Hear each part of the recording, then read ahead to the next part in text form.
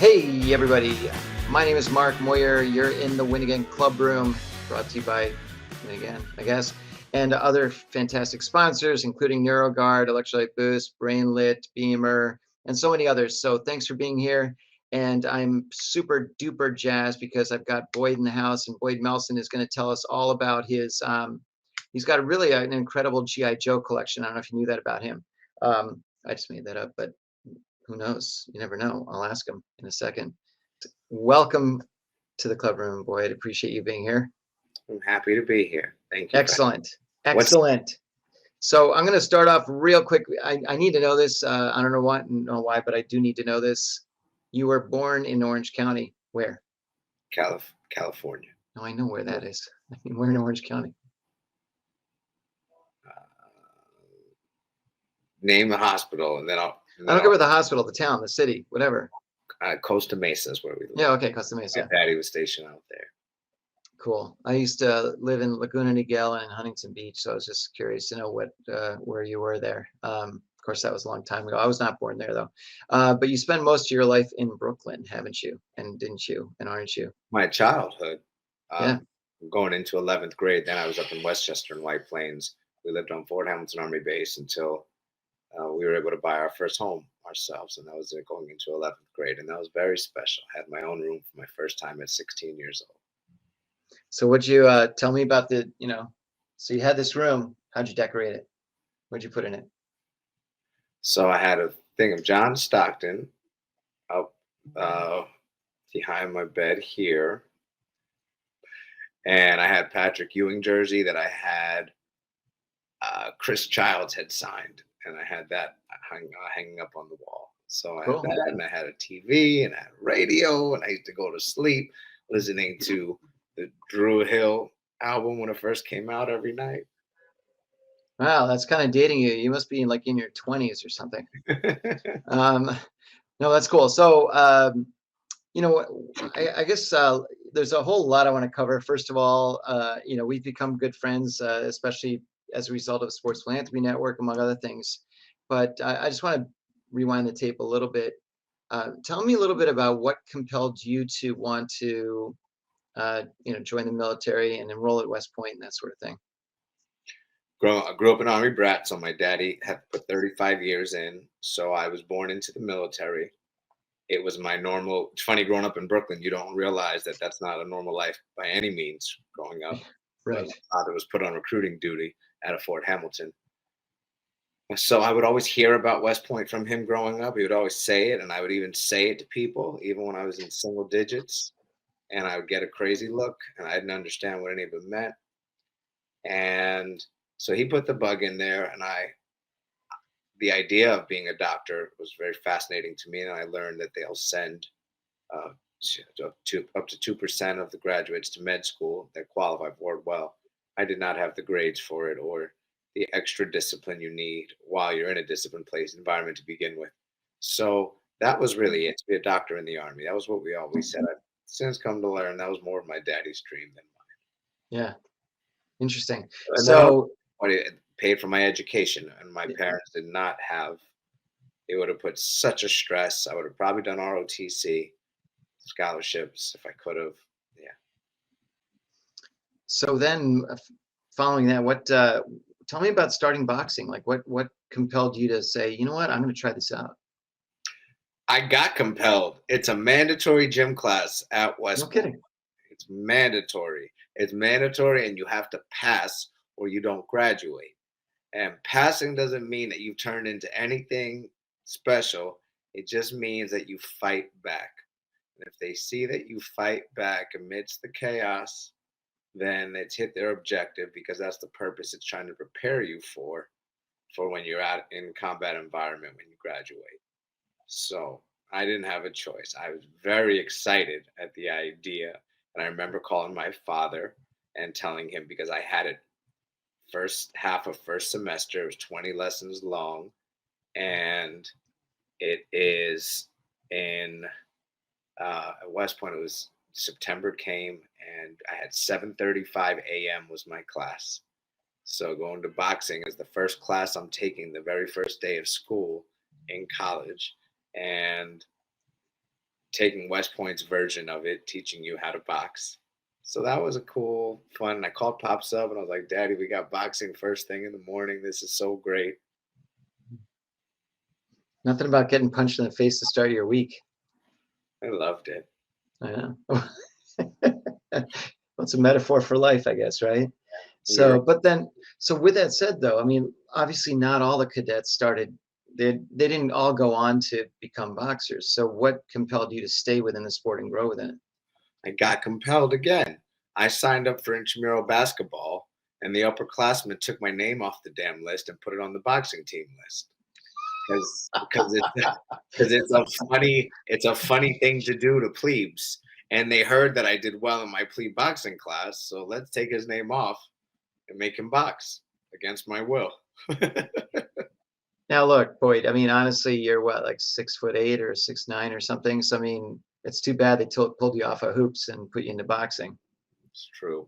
It's It's- true. See, it was a how different blessing in things could have disguise, been right? they didn't do that. How different things could have been. So then we had intramural boxing, and then at West Point, since almost 100% of the cadets played varsity sports, and a high percentage were team captains, and then you have the whole competitive spirit that place uh, promotes, and then you have a lot of kids, high school stars, trying to show that they still got it, even though they're not playing club or D1 sports.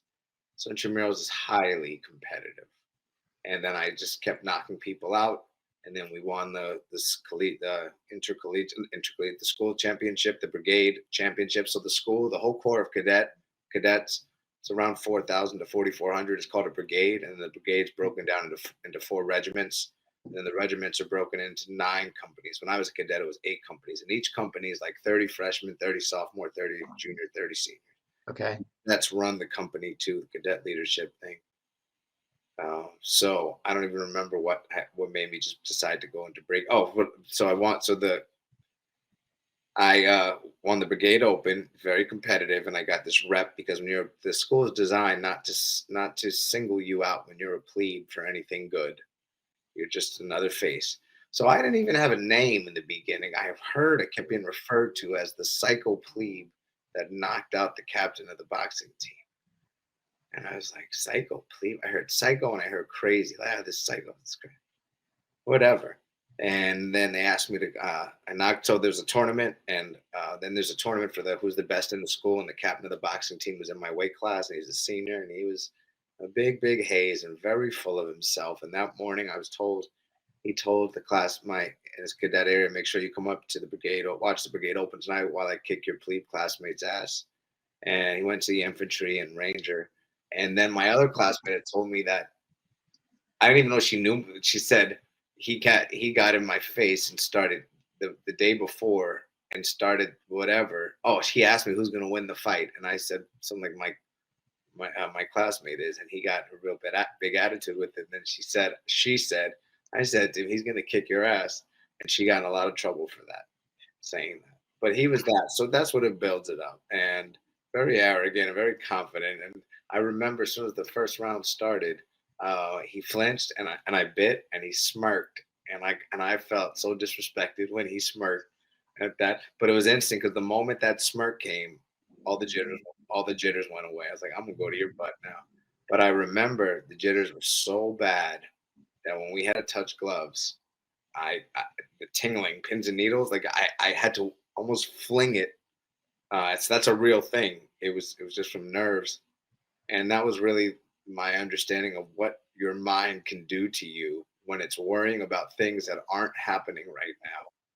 When it's worrying about things that aren't happening right now, and then little tricks to keep yourself present so that your mind doesn't wander. Well, I like that, and we'll talk about that in a minute. Those are great because it's interesting.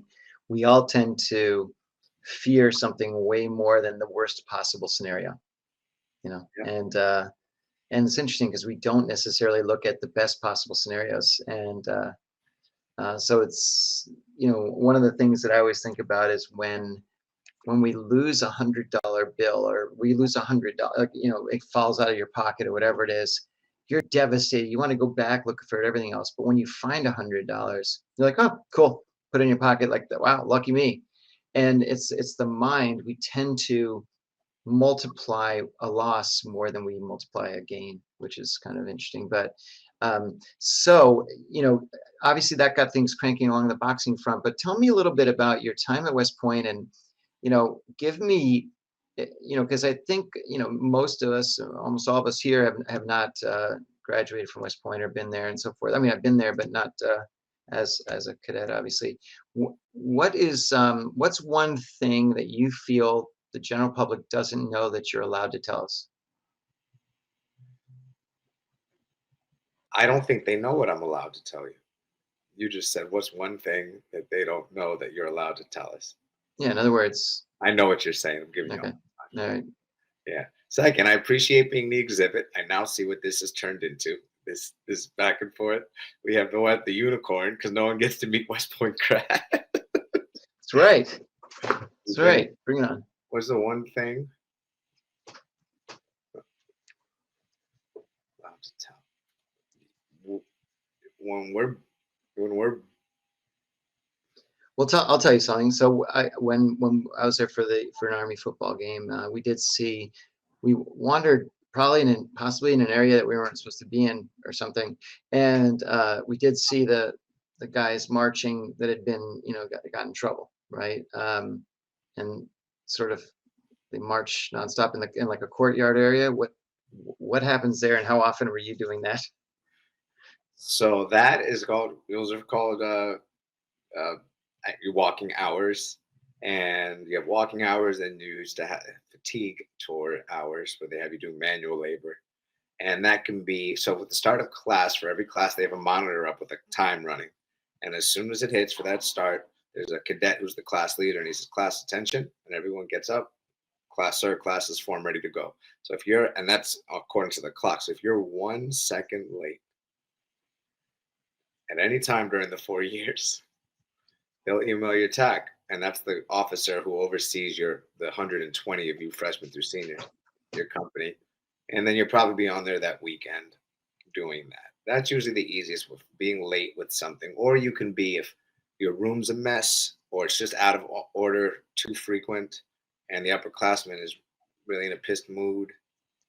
And so what I always when I was a cadet platoon sergeant, so I was the junior in charge of the 30 intermix between freshmen and sophomores and juniors, my own classmates.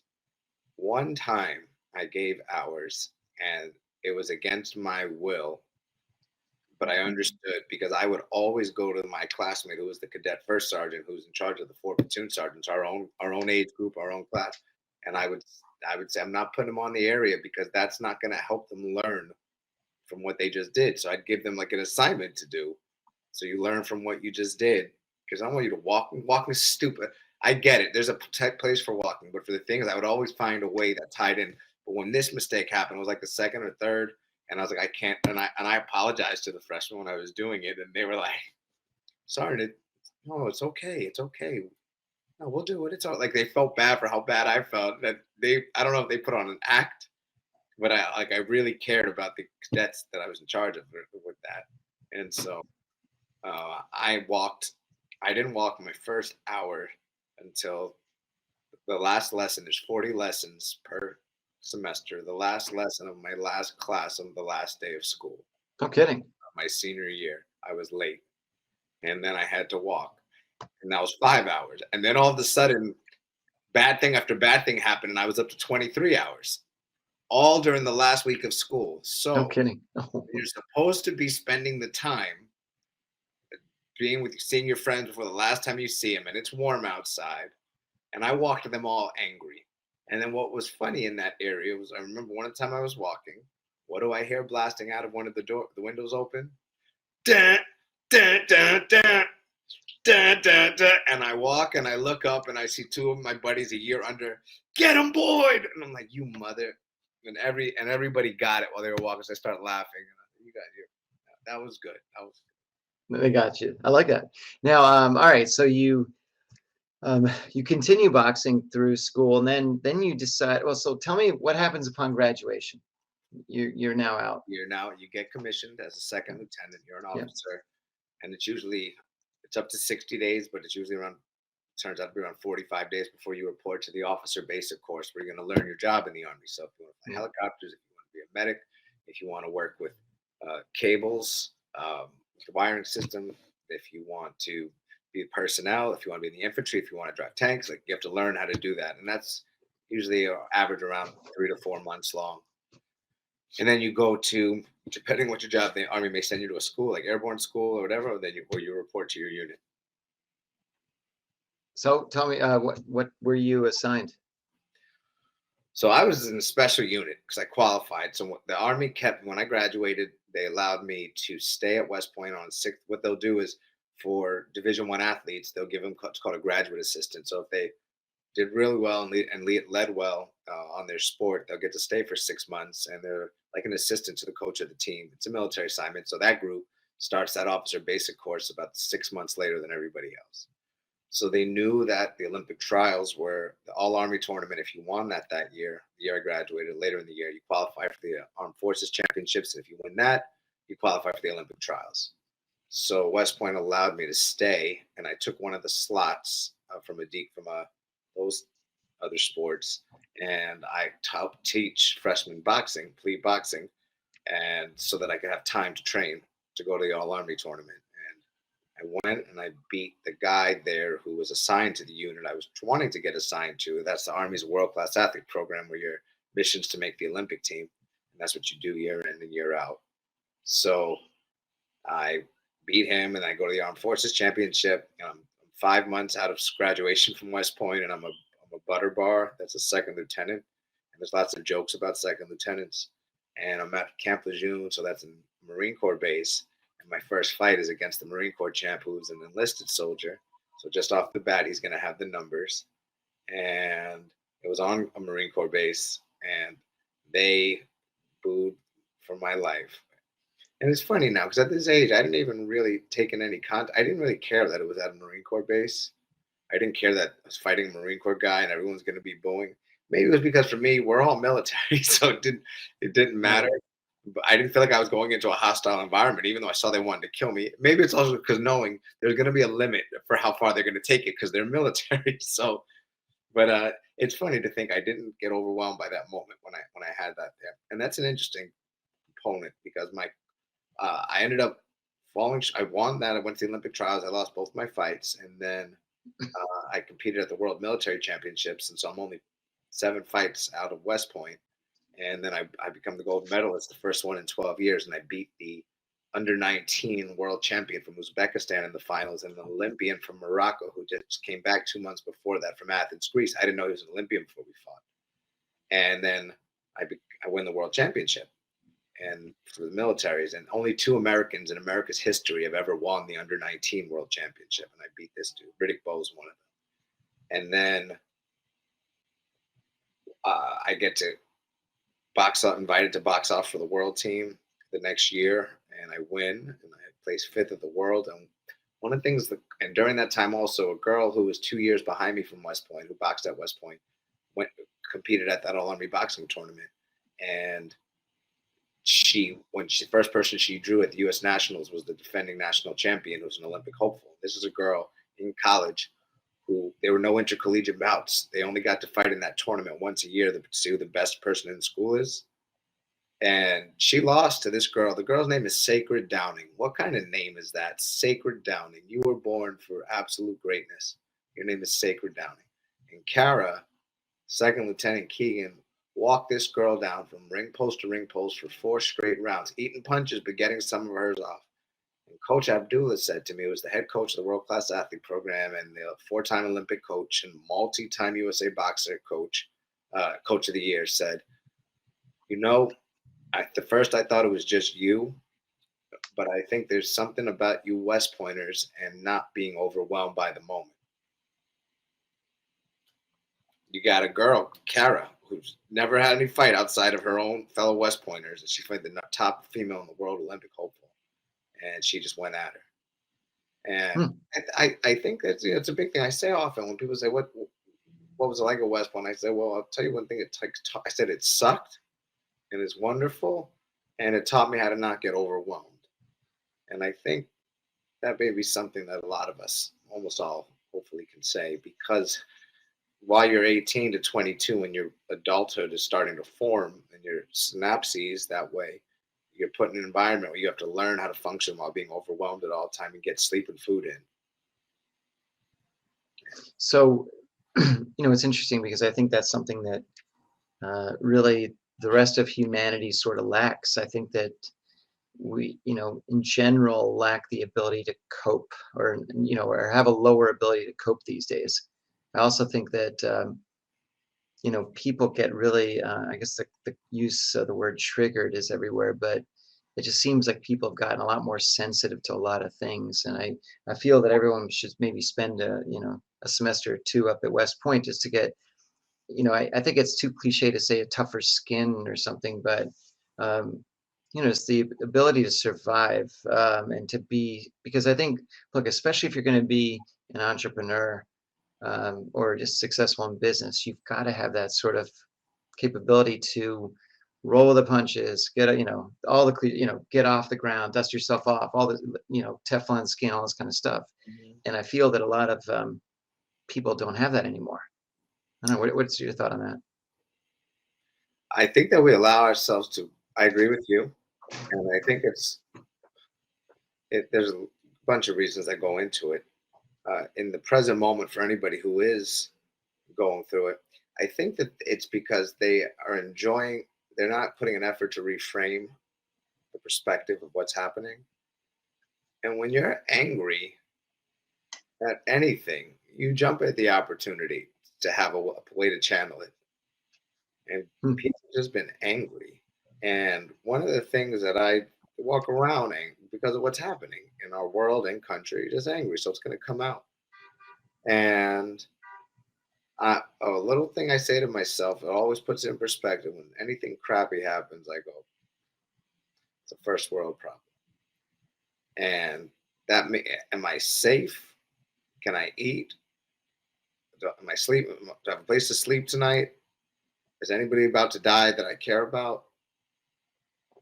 Oh, and it frames it different, and so you're not coming at it, as Eric will tell you, with your, your HPA access, uh, ready to start releasing steroids and hormones because you think you have to fight.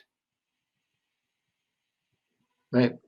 So, it's, I think what we're seeing though is, hopefully, I mean, look, I think there'll be a pivot eventually back to sort of people, and there's got to be, right? Because I think people are angry, and a lot of times they're angry over, as you said, not first or second or third, or I don't know what world problems, but I feel that there's so much, I guess, misinformation out there and stuff that people believe, and they get upset about stuff that they, if they actually did more research into things, they'd realize, wait, we shouldn't be upset about this, or we're upset about the wrong thing, or whatever it might be. But um, look, I want to shift gears a little bit though, because I want to talk about a couple of separate things. One is, if you could just briefly tell me a little bit about your experience in the military and what that was like, and I know that you're still involved with the reserves, but tell me a little bit about that time when you were, whether it was seeing action, or when was the most, I mean, how long were you officially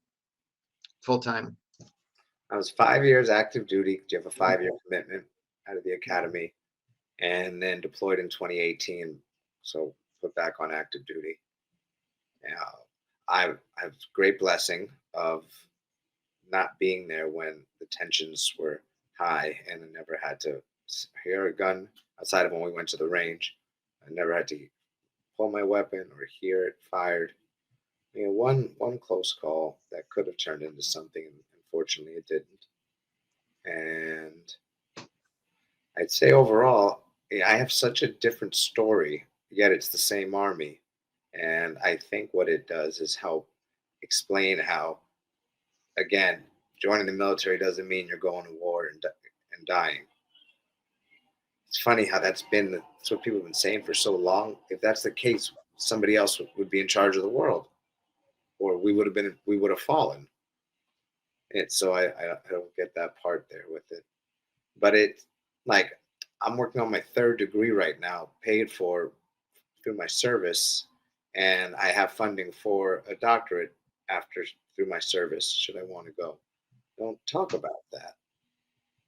I leave in June to be a mentor at the Steve Harvey camp again, and that's a mentorship camp, and Yeah. that's a contract they have with the military to provide the mentors. Don't talk about those types. Like, I got to represent my country in other countries in a athletic competition. And I remember, I had a hard time with this in the beginning, especially when some of my classmates started dying. That what I was doing, I didn't have to worry about. I mean, this is '03 to '08. It's the heart of the crap. And they're going 15 months at a time and not even home for a year before going back. And just, did I make the right decision? And then I remember at the US Championships in '06, I don't remember what platform, if it would have been over, but I sent something out to the class, my classmates, and then I just started getting emails from them saying, "Hey, Boyd, we're in Afghanistan. I updated my platoon. They're rooting for you. They're so happy to hear." And then I would start getting emails from them. The soldiers, did you win? And asking. And that's when I used to hear those stories from officers when I was first at West Point and thinking and realized and made the decision I'm not going the traditional route. Them saying that everybody has a purpose and sometimes you need something to root for when you're in a really shitty spot. And getting to be deployed helped me understand. You just look for anything to look forward to, anything to break the monotony of the day and where you are. So where were you actually? I have to kill you. Again? First time was a botched job. I will be more accurate next time. Yeah, I do appreciate you putting the picture up to cover the bullet hole to your left. Yes. Well, someone had to. I was in So the Baghdad. so I was in Baghdad and Kuwait, and a little bit in Mosul and Erbil. um, just one question about the Baghdad thing was, to me, it would seem like the biggest challenge would be to try to figure out who was friend and who was foe. Is that If I true? if I was there at a time when we were in Yeah. combat, that would be. So it's funny. I remember. So they had information coming on that they pick up frequent. And I remember one morning, so I helped train the media cell division for the Iraqi counterterrorism services that we helped them stand up as their fighting force. And so we had our own interpreters with us. Some of them were civilians, worked for the Mhm. government, some were in the military. And one morning over the email, it said that they picked up interference that one of the interpreters today are planning on doing blah, blah, blah. And there were a lot of interpreters. There were a lot of us soldiers. But that morning, like when I walked up for us to meet to get going, I'm looking at these guys. I was like, is it one of you, mother? Is it one of you? Is this? And it wasn't. And I felt like, but after that, that was me. Like I thought one of them could actually do it when I'd been with them for months. And I remember another time, it was two Iraqis that I was working with. They were young. One was 20. His name was Ali, and very progressive. And then the other one was maybe 28 or 29, had a family. And I'm working with them for weeks, and we speak over WhatsApp, or for months rather, and having good times. And then I remember Ali one time told me not to share something so loud around the other guy. And then I said, why? And they said, because he's loyal to Shia. And I Mhm. remember looking, I'm like, but he's that this isn't what the depiction is of Shia that we have in the US, at least for the younger. We have a different, and it just reminds you, be careful with labeling somebody because they align. This kid's probably Shia because his parents are Shia, and he's progressive here, making videos and for the army to defeat ISIS, and this is who we think. So it opens the perspective even that much more to remember how important it is that what you're seeing is a moment in time. What gets tough in combat is you have to judge, is that moment in time true and accurate? Because I have to make a decision then, and you don't have the time to avoid it.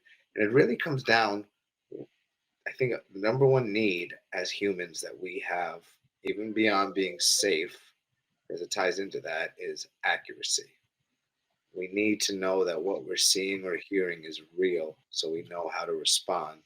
And if we don't know, we're going to make up something in our head for what we're seeing so that we feel comfortable with our choice to respond. And that's That what, makes yeah. that makes sense. So I want to spend a couple minutes talking a little bit about, we've spoken about this before, and I've heard you speak about this before, but I know that you raise a lot of money and have raised a lot of money in the past for, for spinal cord injury research. But that was prompted by something. Tell us a little bit about that story, if you could. At the end of my junior year, I met a young lady, and we were at a dance club, and she was and still is quadriplegic. She broke her neck and she dove into a 5-foot pool when she was 10. And over that year, we became pretty romantic and then fell in love. And I took her around the world for stem cell procedures. And we started our own nonprofit, Team Fight to Walk, which is what was the whole thing of my boxing career. And how do you I mean, because look, obviously you're pretty deep into the science of all this. Tell me a little bit about some of the advances that have been made over the last few years, and where you see that going. The biggest one seems to be uh, these epidural stimulators that they're putting on in. And I've read some, they put one in the brain too, a real microchip. Mm. There, but then I've also read them just putting it on top of the skin. What's so wonderful about this that they're showing is that the people, they don't lose their gains. It actually rewires. And so it's giving a little to make more and more out of when you stick with it. You have that, then you have these things called exosomes, which are you extract them from the stem cells, and their primary thing is to help with circulation and blood flow. And they're very tiny, so they cross the blood-brain barrier and they go to where it's needed because they're chemical messengers. Exosomes are for just about everything, because there's the idea that circulation is the cure to everything. And when you have anything in the central nervous system, your brain or your spinal cord, that's why nothing regenerates. It's a big reason why nothing regenerates, but these things cross through the blood-brain barrier. So Mm. very hopeful. And then, of course, stem cells overall. You've been fantastic. I truly appreciate your time being here, Boyd, and there's lots of great stuff coming up. Thanks so much. Got it, baby. Thank you for your time, brother. Yeah, see ya. Love you. Talk soon. Cheers.